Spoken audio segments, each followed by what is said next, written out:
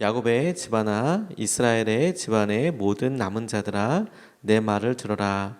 너희가 태어날 때부터 내가 너희를 안고 다녔고 너희가 모태에서 나올 때부터 내가 너희를 품고 다녔다. 너희가 늙을 때까지 내가 너희를 안고 다니고 너희의 백발이 될 때까지 내가 너희를 품고 다니겠다. 내가 너희를 지었으니 내가 너희를 품고 다니겠고 안고 다니겠고 또 구원하여 주겠다. 아멘. 하나님 말씀입니다.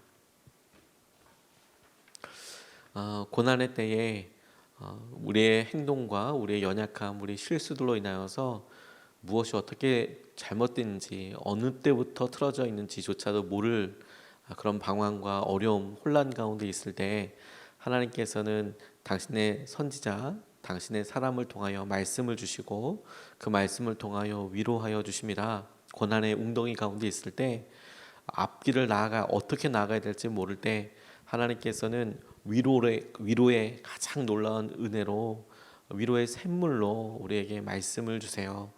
그것이 말씀 우리 가운데 샘물처럼 끊이지 아니하는 새 힘과 새로움을 허락하여 주십니다. 이 말씀 하나님께서 우리에게 주시는 약속이 우리에게 함께 하신다. 그런 놀라운 약속이기도 하면서 말씀의 내용이기도 합니다. 함께 하시겠다. 함께 하시겠다. 하나님의 은혜가 얼마나 놀라운지 우리가 다 설명할 수 없지만 그런데 하나님께서 당신이 우리 가운데 갖고 있는 사랑의 크기와 은혜에 대하여 설명하실 때 우리가 거의 본능적으로 알고 있는 행동들과 우리가 그래도 차릴 수 있을 만한 관계로 하나님이 우리 가운데 어떤 마음을 가지고 계신지 그것이 의미하는 바가 어떤지 그려볼 수 있도록 설명하세요.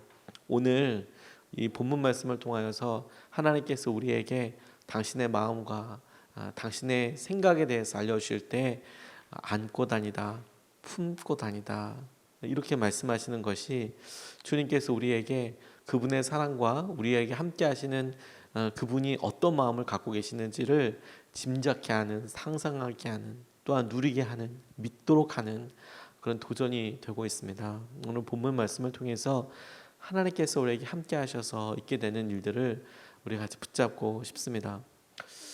첫 번째로 우리가 주목하고 하나님 앞에서 우리가 눈을 떠서 보고 싶은 것은 하나님이 함께 하신다라는 표현 가운데 우리가 알지도 못한 때 시작된 은혜, 우리가 다 깨닫지 못하고 있었던 은혜, 오늘의 우리가 되기까지 하나님께서 수없는 은혜와 과정들을 통하여서 보여주셨던 그 놀라운 사랑을 우리 같이 붙잡고 싶습니다. 오늘 3절 말씀을 보면 이렇게 나와 있어요. 야곱의 집안아 이스라엘의 집안의 모든 남은 자들아 내 말을 들어라. 너희가 태어날 때부터 내가 너희를 안고 다녔고 너희가 모태에서 나올 때부터 내가 너희를 품고 다녔다. 이렇게 이야기하고 계세요. 하나님께서 야곱의 집안 이스라엘 백성들에 대해서 말씀하실 때 표현하시기를 야곱의 집안 또 이스라엘 집안이라고 이렇게 이야기하고 계십니다. 아시다시피 야곱은 그들의 삶에 있어 이스라엘의 삶에 있어서 이스라엘 백성들의 선조였던 이스라엘에 하나님을 만나기 전에 가지고 있었던 사용했던 이름이죠. 야곱입니다. 그리고 그 야곱의 삶에서도 하나님께서 그가 하나님을 만났으나 여전히 믿음 가운데 서지 못했을 때 야곱이라고 이렇게 부르세요. 속이는 자라고. 반면에 그 하나님을 만나고 나서 믿음으로 하나님 앞에 나아가려고 하고 그의 믿음이 온전히 변화되고 하나님께서 하신 은혜를 갈망하게 되었을 때 그를 이스라엘이라고 약속하신 대로 그렇게 부르고 계세요. 이스라엘 백성들이 이스라엘 자손들이 여전히 부족한 모습도 많고 연약한 모습도 많고 심지어 죄 가운데 있는 모습들이 계속 있어 왔습니다.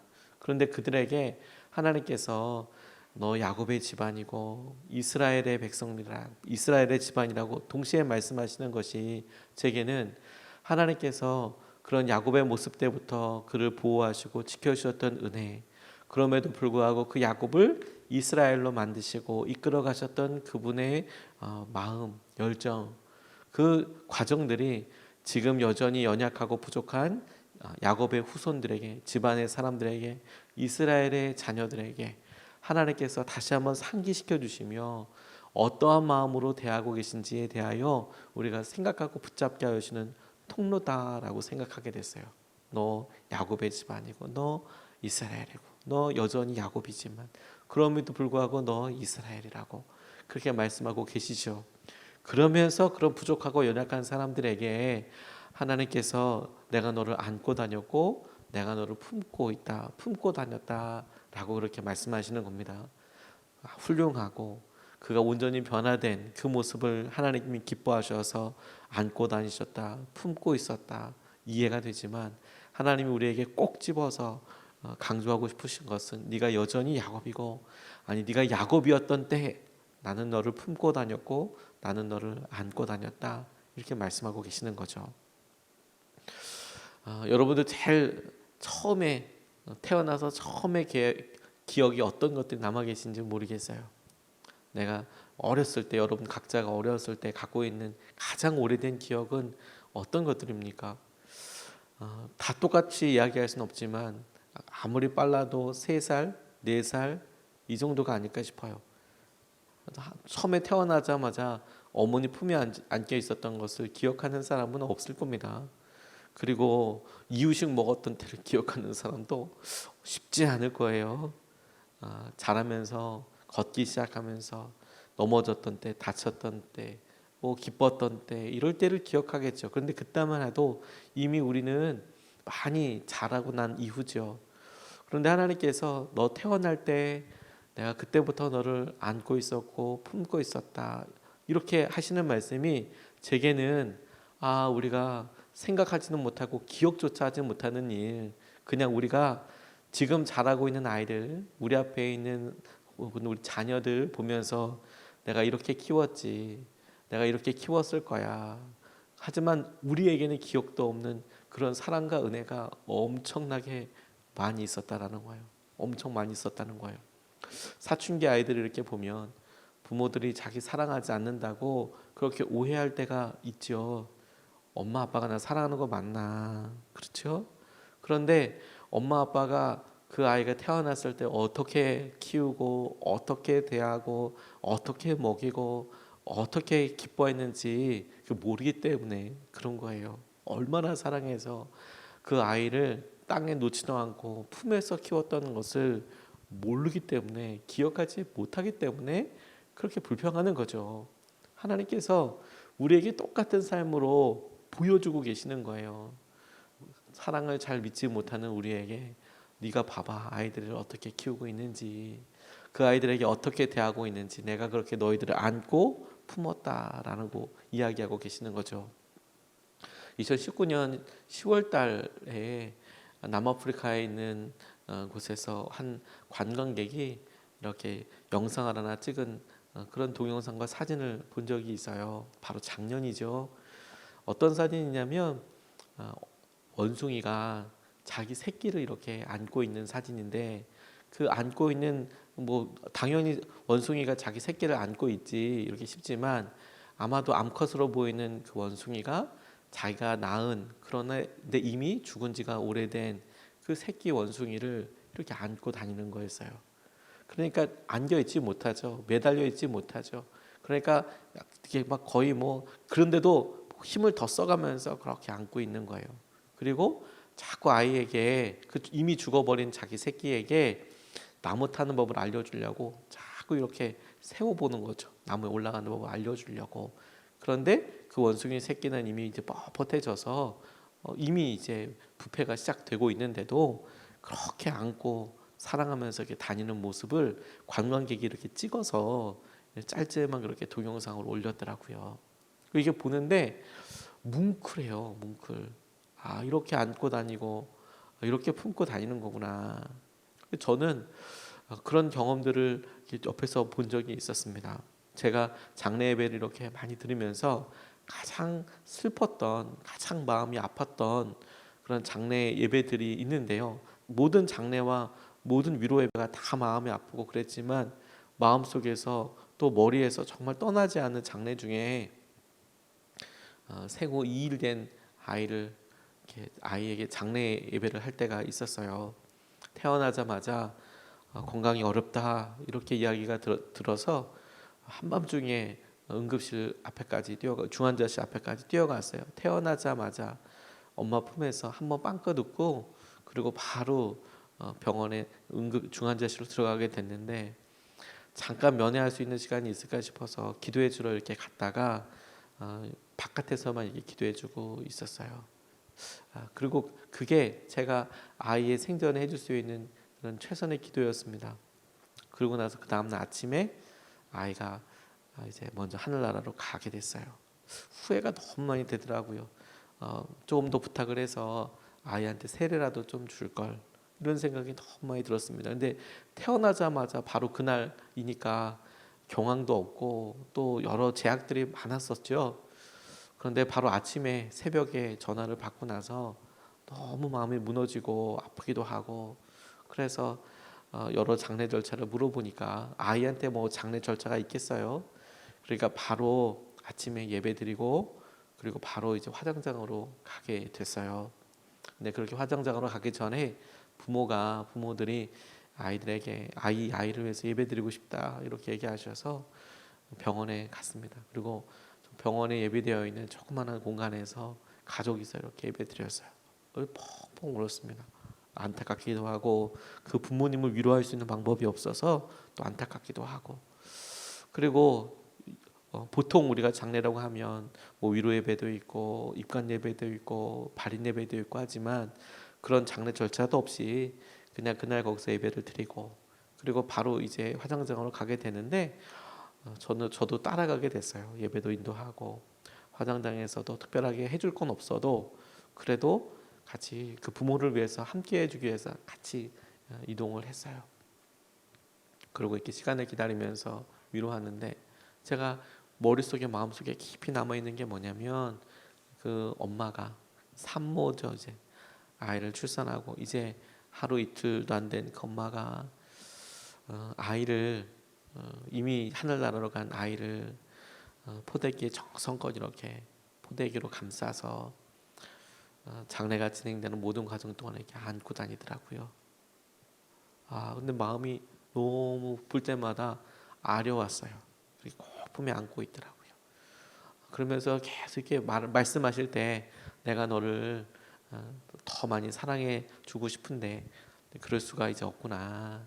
이제 이런 식으로 얘기를 하시는 거예요. 그래서 이제 힘드니까 좀 내려놔. 당신 이제 어저께 출산했는데 오늘 내려놔. 그렇게 주위에서 얘기를 해도 아니야. 내가 아이를 안아줄 수 있는 게 이것밖에 없잖아. 아이에게 사랑을 표현할 수 있는 게 이것밖에 없잖아. 그러면서 그 긴 시간 동안을 정말 단 한 번도 땅에다 내려놓지 않더라고요. 의자에다 내려놓지 않더라고요. 꼭 품에 안고 그렇게 다니시더라고요.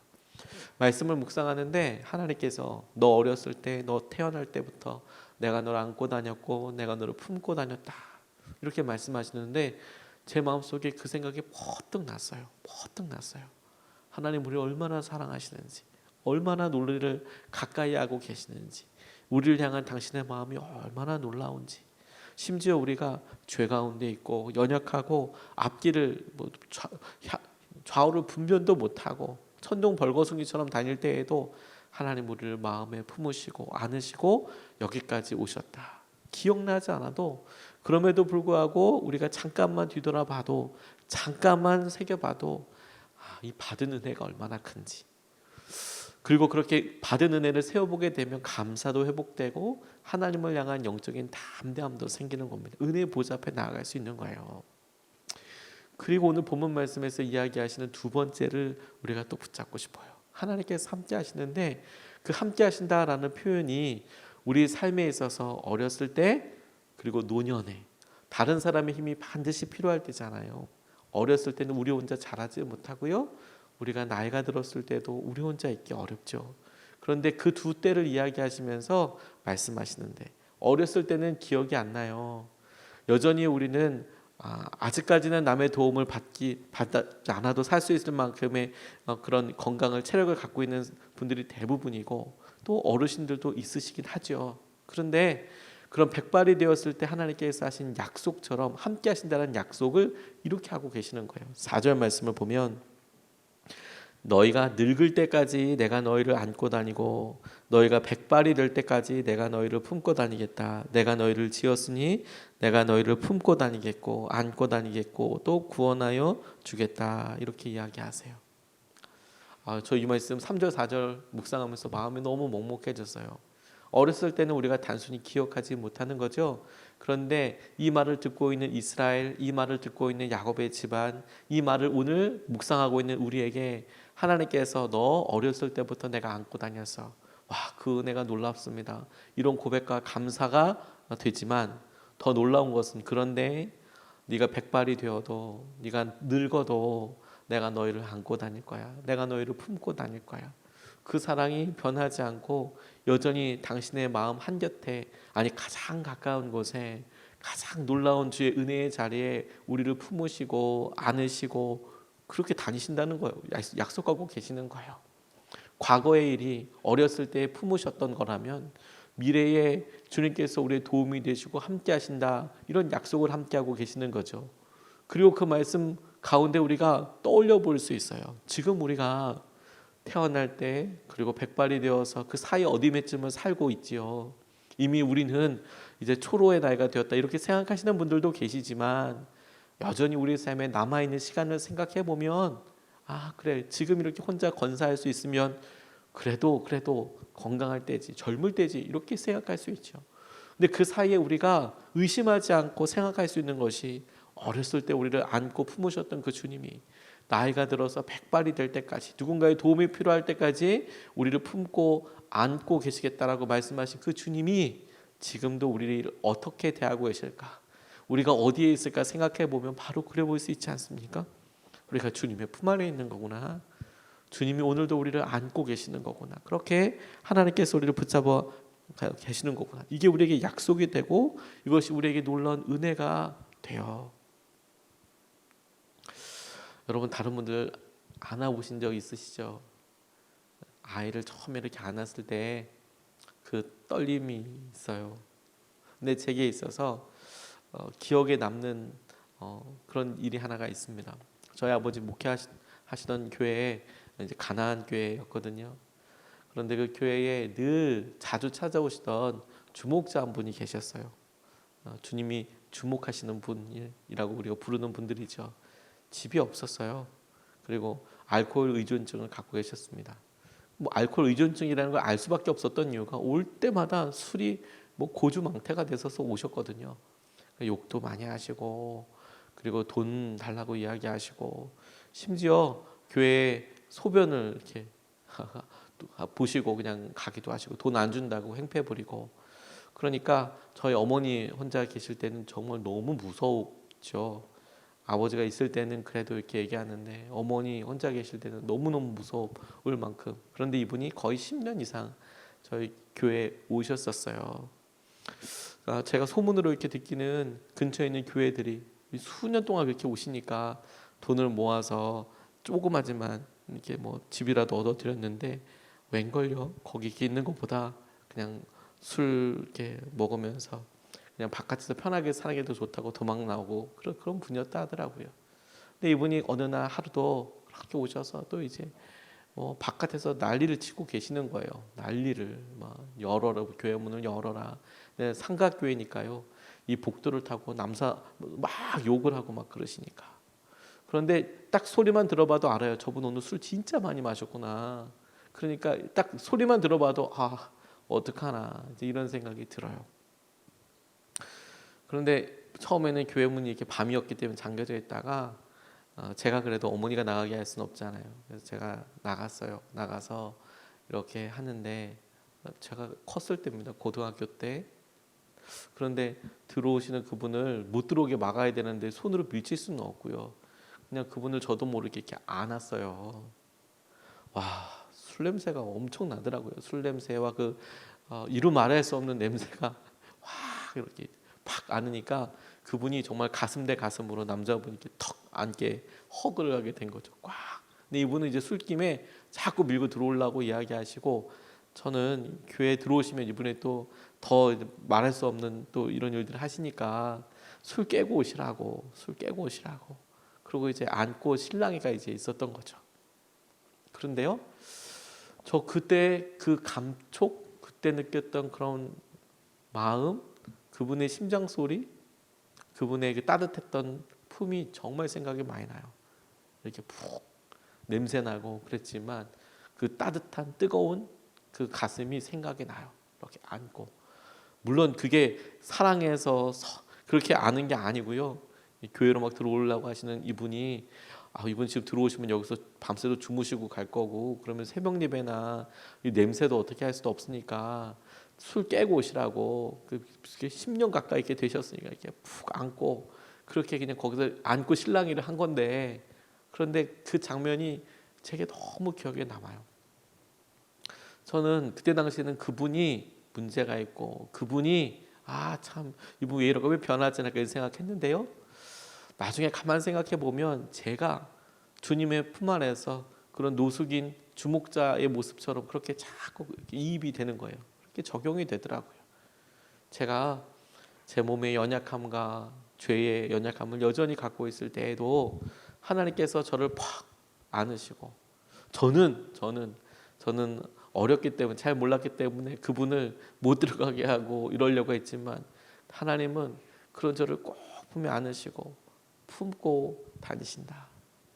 제 그게 너무너무 마음에 와서 닿았어요. 여러분, 하나님께서 저와 여러분들 지금도 품고 계세요. 안고 계세요.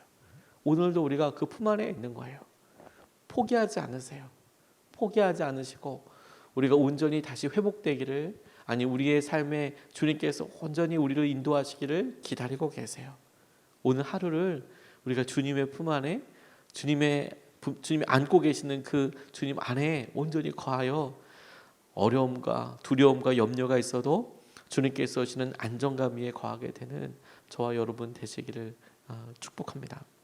두 가지 말씀을 같이 나눴습니다. 첫 번째, 하나님이 함께 하시는데 그 시작이 우리가 태어날 때, 태중에서부터 나올 때부터 우리를 안고 품고 다니셨대요. 두 번째, 주님이 함께 하시는데 우리가 노년의 때가, 백발이 될 때까지 우리를 안고 품고 다니시겠다, 이렇게 약속하셨습니다. 이것을 붙잡고 두 번 나눠서 같이 기도하겠습니다.